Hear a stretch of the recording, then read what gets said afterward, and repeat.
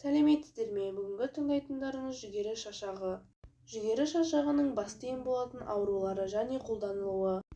Біріншісі, жедел және созылмалы бүйрек қабынуға несеп азайғанда бормей шашағы 50 грамм, арпа мұрты 6 грамм суға қайнатып ішеді.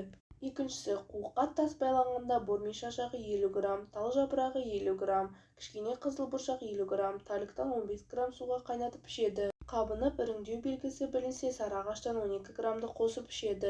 Үшіншісі, өт қалтасының қабынуына, өт жолына тас байлануға, сары түріндегі жұқпалы бауыр қабынуға бормей шашағы 50 грамм, ақ жусан 15 грамм, оңдан 10 грамм суға қайнатып ішеді.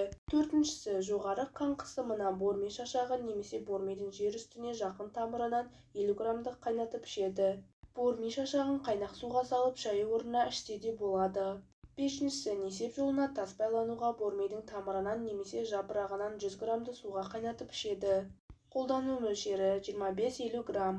Сіздердің тыңдағандарыңыз көрнекті дәрігер, медицина ғылымдарының кандидаты, құрмет орденінің иегері, ұлттық ғылым академиясының профессоры, шипалы емдеу орталығының директоры Қайрат Айдырханұлының еңбектерінен алынған пайдалы кеңестер.